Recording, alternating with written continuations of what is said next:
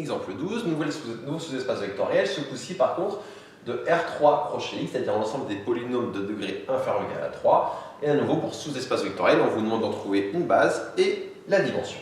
Alors, comment on va faire ceci? Ça va être un peu comme dans les cas précédents, malgré que là, on n'est plus des vecteurs au sens que vous connaissez, des éléments de R puissance n, de R3 pour l'exemple précédent, mais des polynômes. Attention, quand on parle d'espace vectoriel, je peux toujours dire que ça, je considère ça comme un vecteur en tant que l'élément de l'espace vectoriel des polynômes. Bon, ça peut paraître bizarre, mais en vrai, c'est du vocabulaire qui peut s'employer. Comment on va démarrer? Quand on était dans R3, je commençais par écrire mon vecteur sous les coordonnées x, y, z. J'écrivais sous forme classique. Voilà, je vais faire pareil. Un polynôme P dans R3 crochet X va s'écrire sous la forme P égale AX3 plus B x au carré plus CX plus D. C'est ça, hein, de toute façon, si j'ai un polynôme, j'ai juste le degré 3, au plus, je sais que c'est écrit sous cette forme-là. P, et cette forme-là, il appartient à F, si et seulement si quoi? Si et seulement si P' de 2 est égal à 0. Regardons ce qu'on peut déduire de ça. P' de 2 égale à 0, qu'est-ce que ça va donner? Ça va donner, donc P', on va calculer. On va d'abord calculer P', je vais le faire ici. Donc si P est égal à ça, P' ça vaut 3A x au carré plus 2B fois x plus C. Donc regardons ce qu'on déduit de P' de 2 égale à 0. On va remplacer ici 2 au carré, ça va donner 4, on va donc avoir du 12A. Ensuite, on va avoir 2 fois 2, ça va donner 4, 4B. Et enfin, plus C égale à 0. Donc voilà ce qu'on obtient ici comme info du fait que P' de 2 soit égal à 0.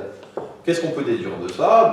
Je vais essayer d'exprimer une coordonnée en fonction des autres. C'est quoi le plus simple? C'est que là, je vais dire que C est écrit sous la forme moins 12A moins 4B. Qu'est-ce que je peux faire de ça? Je peux reprendre mon polynôme P.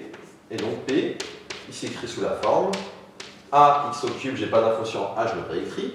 J'ai pas d'info sur B, je le réécris. Et C, je peux l'écrire sous la forme, donc moins 12A plus 4B fois X plus D. Qu'est-ce que je vais pouvoir faire de ça maintenant? Ici on va voir ce qu'on peut regrouper. Je peux donc dire que P s'écrit sous la forme A facteur de X au cube moins 12x, vous regardez ici, hein, donc des A, j'en ai moins x au cube et j'en ai moins 12x. Puis je vais aussi avoir plus B facteur de x au carré moins 4x. Et j'ai plus D qui est tout seul. Donc qu'est-ce que je viens de dire? Je viens de dire que mon polynôme P, je peux l'écrire sous la forme de une constante fois ce polynôme, plus une constante fois ce polynôme, plus une constante fois le polynôme qui est D, c'est pareil que D fois 1. Autrement dit, qu'est-ce que je viens de dire? Si j'appelle ce polynôme, je vais l'appeler P1, lui, je vais l'appeler P2, et lui, là, juste le 1, je vais l'appeler P3.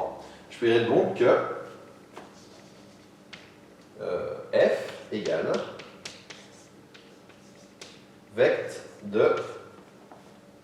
polynôme de la famille P1, P2, P3. Autrement dit, j'ai trouvé que la famille P1, P2, P3 était génératrice de mon sous-espace vectoriel grand F. C'est-à-dire, je peux écrire n'importe quel polynôme de grand F, je peux l'écrire sous la forme une constante fois P1, plus une constante fois P2, plus une constante fois P3. Vous voyez que ici, ça ressemble en fait énormément à ce qu'on faisait juste avant. Juste avant, quand on avait un vecteur de R3, on mettait ses coordonnées, on essayait de voir sous quelles conditions est-ce que ce vecteur était dans le F que je considérais. Ça me donnait un système à résoudre, donc là, le système c'était juste une seule équation, et après, je résolvais mon système, et je réinjectais pour essayer de simplifier. Là, j'ai fait pareil. J'ai résolu mon système, j'ai réinjecté, et j'ai simplifié en factorisant les constantes, par A, par B, et par D, qui étaient les constantes qui me restent. Donc là, j'ai une famille génératrice. Pour dire que c'est une base, il reste à faire quoi? Il reste à montrer que c'est une famille libre. Alors là, on va utiliser un résultat de cours qui est le suivant, c'est que quand je suis dans l'espace des polynômes, si j'ai des polynômes qui sont de degrés différents, alors ils forment automatiquement une famille libre. Ici, P1 est de degré 3, P2 est de degré 2, P3 est de degré 0. Comme ils ont des degrés différents, automatiquement la famille est libre. Donc là, on va pouvoir l'expliquer. Pour les polynômes, c'est assez rapide quand on a ça en tête. Donc qu'est-ce qu'on va dire? De plus, la famille P1, P2, P3 est libre.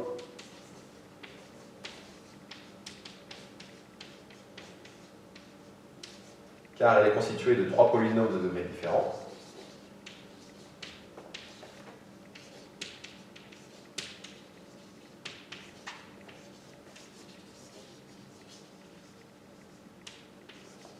polynômes de degrés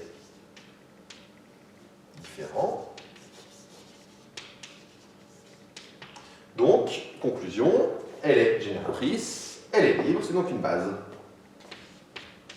C'est donc une base de grand F.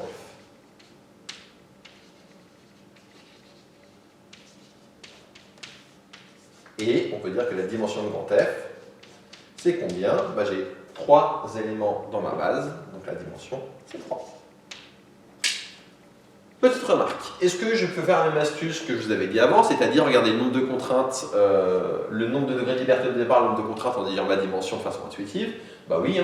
R3 crochet X est de degré 4, attention, c'est bien de degré 4 parce que pour pouvoir construire un polynôme de degré 3, il me faut 4 infos, de la constante devant x au cube, devant x au carré, devant x et la constante devant 1. Donc R3 crochet X est de degré 3 plus 1, donc 4. Donc à la base j'ai de dimension 3 plus 1, donc 4. À la base j'ai 4 degrés de liberté, j'ai imposé une contrainte, pouf, conclusion, il ne reste plus que 3 degrés de liberté. Et donc la dimension c'est 3. Vous pouvez l'avoir intuitivement dès le début du calcul.